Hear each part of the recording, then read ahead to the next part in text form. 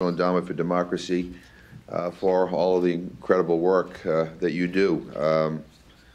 Supporting freedom around the world is your motto, and what a great mission, what a wonderful mission. And never has there been a time, I think, as crucial in world history to be supporting freedom around the world than right now. So I want to say thank you very much. I want to thank all of you for being here for this briefing.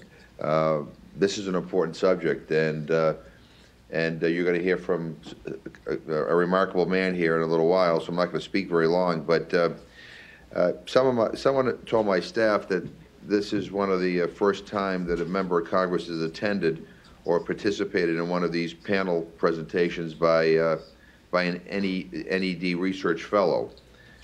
I hope by the time I leave, you don't decide that this will be the last time you'll ever include a member of Congress in one of these sessions here. But I want to be brief because Holman's work is why we're all here today.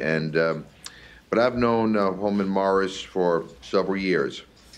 We first met in Columbia, where he worked as a journalist and as the producer of Contra Via, kind of the Colombian version of Charlie Rose, but with an edge. And there's a reason why in Colombia any true journalist, let alone an investigative journalist, needs to have an edge. Their lives are always under threat, and they know that any day someone from the paramilitaries, the guerrillas, the drug and criminal gangs, even from the state, might decide to silence them permanently. Journalists are human rights defenders. The right to a free press, the right to freedom of expression, the basic right to ask hard questions and not risk losing your life for it. Journalists are the ones who are constantly under threat and persecution, still to this day in Colombia. In March of 2009, the Tom Lantos Human Rights Commission, of which I'm the Democratic co-chair, held a hearing on the continuing persecution of human rights defenders in Colombia, and Holman was one of our 4 witnesses. You can read quite an impressive paragraph about Holman on the invitation flyer that we all received from the NED for this luncheon.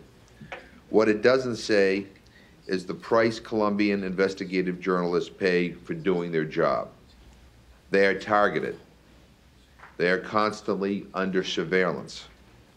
They are called terrorists, and they are put on terrorist watch lists of many governments, including, I'm sorry to say, the United States government. When Holman was chosen by Harvard University in 2010 to be a Nieman Fellow, you wouldn't believe how many phone calls I and many others had to make to the State Department, the U.S. Embassy in Bogota, and the Department of Homeland Security to get him his visa.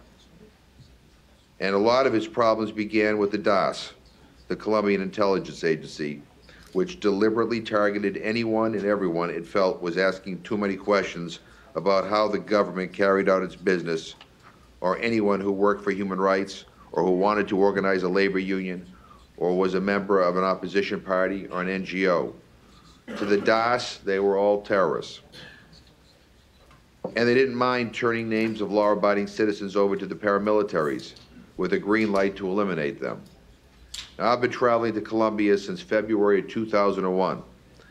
I've gone all over the place, mainly to places where the U.S. Embassy didn't want me to go. Those are usually the most interesting places to go, by the way. And the DAS was one of those acronyms that you learn about really early.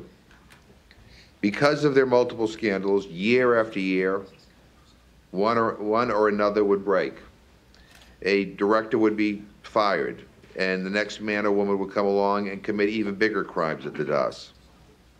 But finally, the scandal got too big to hide, and a new government came to power determined to prosecute some of the key players and formally dismantle the DAS. Congresswoman Jan Schakowsky of Illinois and I have asked our own government whether any U.S. equipment, training, or funding ended up being used for illegal activities by the DAS. We're not satisfied, quite frankly, with the answers we've gotten back so far, but we're still pushing. That's an important piece of information for us to know. The details of what the DAS was doing, how they did it, and who they did it to, that's the subject of Holman's research here at NED. This is important work. It is very, very, very important work. because the corruption and crimes committed by the DAS still need an awful lot of sunshine. And this is work that is still pretty dangerous in Colombia. The legacy of tainted intelligence provided by the DAS continues to this very day.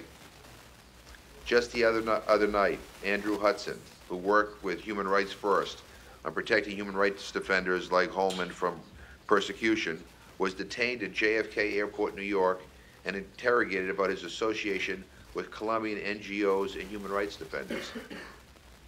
And that's the other danger of the DAS. The criminal acts and terror that it initiated keep going on, and they keep going on, affecting more victims, threatening more people, and contaminating the integrity of every single individual, agency, and government that it touches.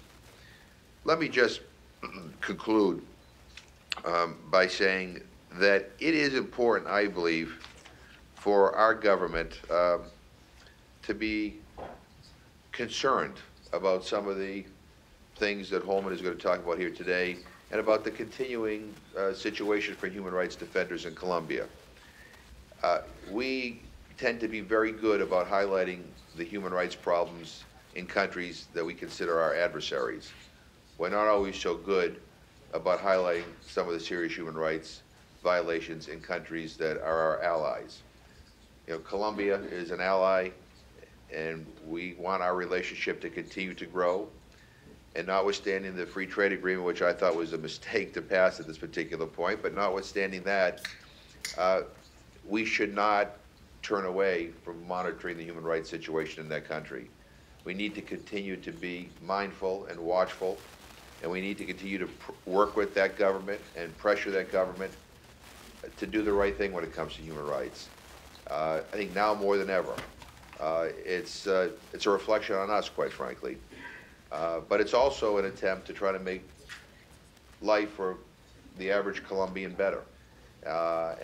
So with that, I really welcome the opportunity to be here. I thank Holman for all of his courage, his work, and I look forward to hearing him and the panel here today discuss a very important issue.